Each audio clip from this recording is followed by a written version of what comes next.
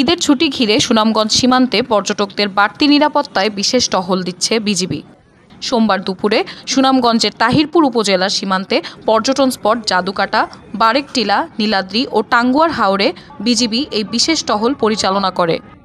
এ সময় পর্যটকদের সীমান্তের শূন্যরেখা অতিক্রম না করতে নির্দেশনা দেয় বিজিবি।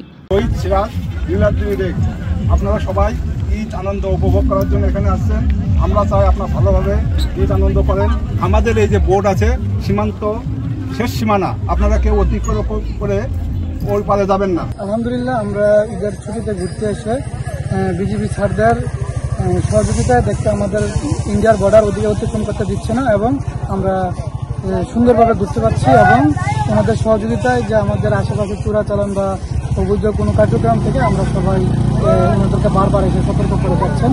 খুব সুদক্ষভাবে সুরাচুরভাবে তারা তাদের ডিউটিগুলো পালন করতেছে এবং আমরা যাতে ইন্ডিয়ার বর্ডারের কাছে যেন না যায় এজন্য অ্যাওয়ারনেস বিল্ড আপ করার জন্য তারা বাঁশি এবং মাইকিং, হ্যান্ড মাইকিং দিয়ে আমাদেরকে জনসচেতনতা সৃষ্টি তৈরি করতেছে।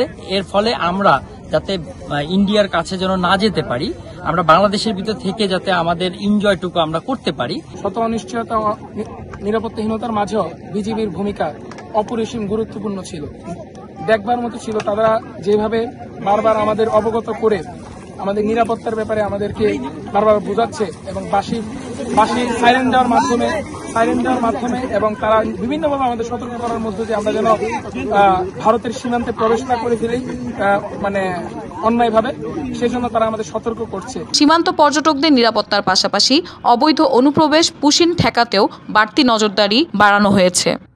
BGB lieutenant colonel Zakaria Kadir জানান, ঈদের ছুটিতে সীমান্ত পর্যটকরা যাতে নির্বিঘ্নে উপভোগ করতে পারেন সেজন্য বিজিবি সদা তৎপর। ঈদুল আজহার পূর্বে এবং ঈদ পরবর্তী সময়ে বিজিবির টহল কার্যক্রম এবং গোয়েন্দা তৎপরতা কোনো অংশেই শিথিল করা হয়নি।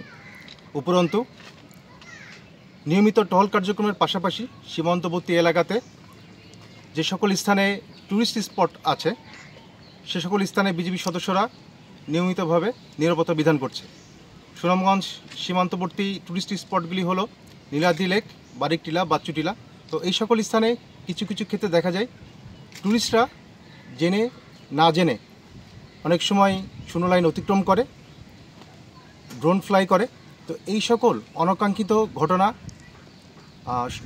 এড়ানোর জন্য বিজিবি সদস্যরা কিন্তু নিয়মিতভাবে হ্যান্ড মাইকিংয়ের মাধ্যমে, লিফলেট বিতরণের মাধ্যমে এবং ট্যুরিস্টদেরকে অ্যাওয়ারনেসের মাধ্যমে এই সকল অনাকাঙ্ক্ষিত ঘটনা রোধ করা হচ্ছে। তো বিষয়ে বলতে চাই, অন্যান্য সীমান্তে পুশিং সংক্রান্ত ঘটনা ঘটলেও সুনামগঞ্জ সীমান্তে এই 28 বিজিবির দায়িত্বপূর্ণ এলাকাতে পুশিং সংক্রান্ত কোনো ঘটনা এখনো পর্যন্ত ঘটেনি। নিউজ ডেস্ক, সারা বাংলা।